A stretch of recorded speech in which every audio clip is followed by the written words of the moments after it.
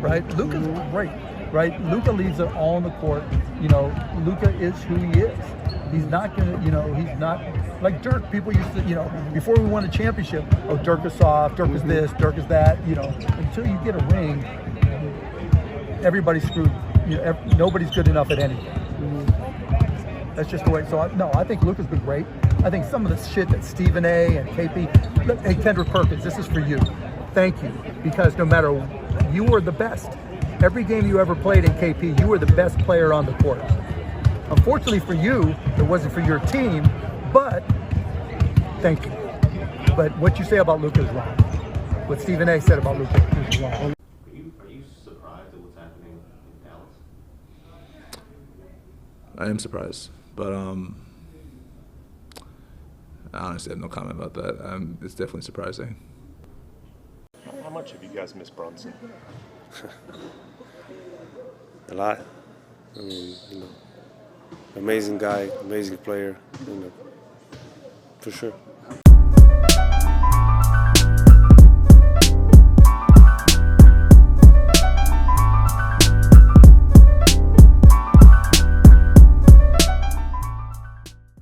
What's going on there, guys? We back with another one. We got to talk more about one of my favorite players in the NBA, New York Knicks point guard Jalen Brunson. Mark Cuban has came out and said that the Mavericks never had a chance to re-sign Jalen Brunson. Hindsight's 2020, and I'm sure he's trying to cover up that monumental screw-up that the organization made. Now, he said once the father got involved and he was hired as a coach with the New York Knicks, that the Mavs never had a chance. Thing is, Brunson has said several times Dallas could have offered, well, this is a fact, Dallas could have offered him before the 21-22 season a 4-year, $56 million extension, and Brunson would have agreed to that at that time. Brunson said he would have took that same amount mid-season. He would have signed that if that was ever extended to him. So it looks like Mark Cuban is coming out and trying to cover his tracks, especially how well the Knicks are doing and how poorly the Mavs are doing. One thing I don't like that I'm hearing from him, because he's trying to say that Brunson never communicated with the Mavs last summer, or he never knew what number that the organization had to bid for to try to get Brunson. But isn't that your job? You know, if it's a player you're that interested in, as you're claiming you are now, you didn't have those meetings with him? Because obviously someone's father is going to give them the best advice, especially someone's father who played in the league. He's gonna say, oh, they doing things like this? Well, this is how the business works. It ain't like Rick Brunson is just a dad that the Knicks brought in to lure Jalen Brunson over there. Did that play a factor? Yes. But he's been on coaching staffs before. I think he was on the coaching staff with Thibs in Chicago when Derrick Rose was in his prime. So this isn't like a out of the ordinary thing. And Jalen Brunson wasn't even thought about as being like this NBA franchise point guard at that point. So this is a natural relationship.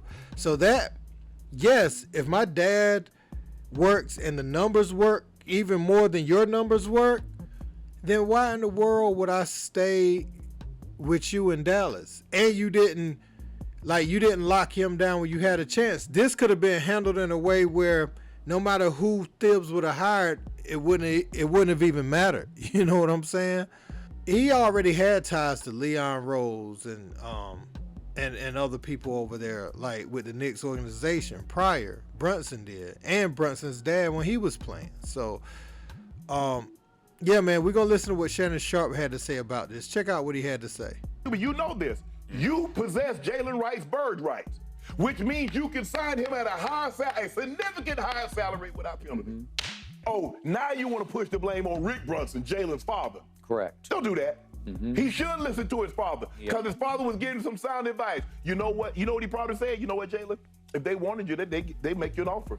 Sound advice. His father played in the NBA, and he's probably saying, Jalen, if Mark wanted you, Mark, we offer you the contract that you want. Yep. But he couldn't see him as $100 million+ man on the Mavericks. So in other words, you mad at the parent because he wouldn't let you take advantage of his son. Now, ain't that a something? So let me be the first to say I 100% approve Shannon Sharpe's message. Jalen Brunson went where he was wanted.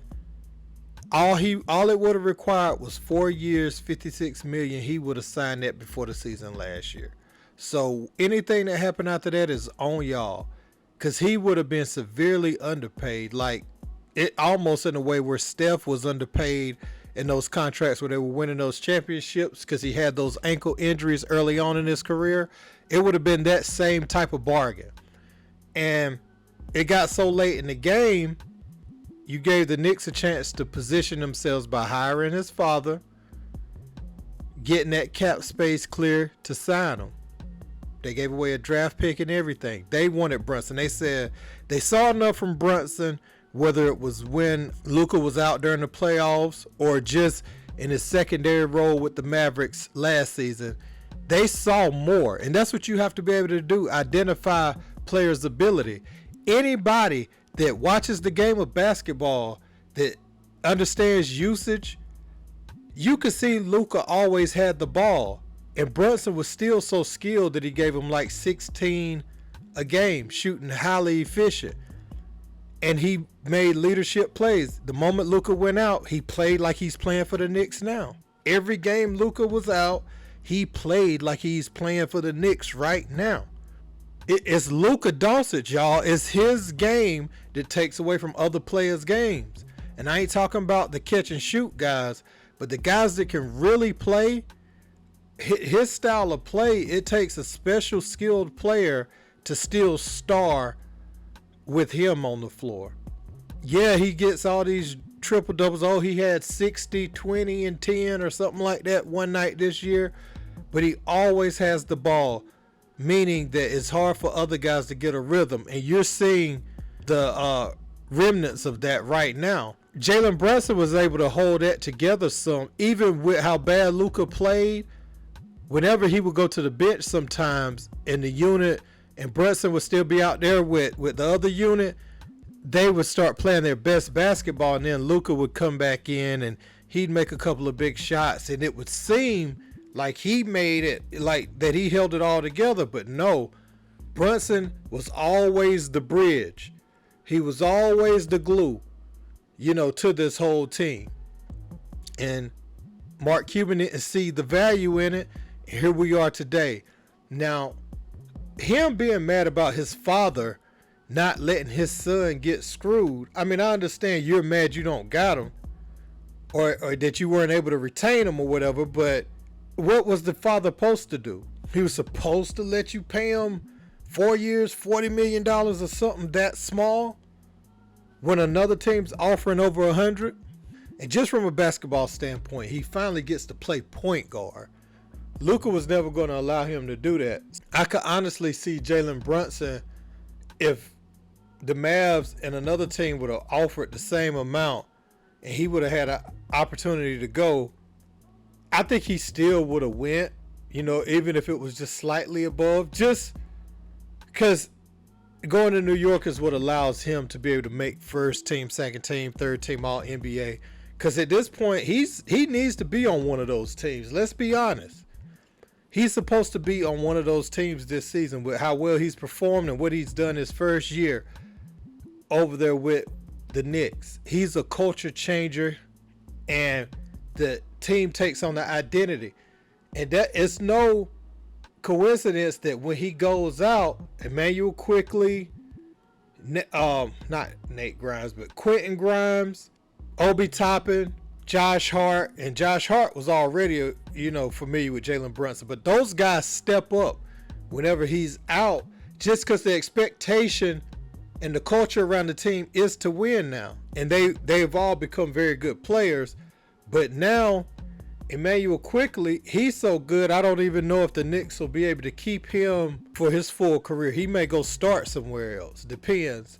Obi Toppin's playing well, but that's a Thibs thing. Sometimes he doesn't play him, but sometimes Toppin is better for the team than Randall. He's just a poor rebounder, which is inexcusable, but he offensively, he fits what they like to do, get up and down. He's a lob threat. He gets out in transition. And Quentin Grimes, he makes RJ Barrett a little expendable in my opinion. But what do I know, man? Hey, let me know what you guys think about this in the comments, though. Is Mark Cuban bogus for this? Don't forget to like, share, and subscribe. Until next time, peace.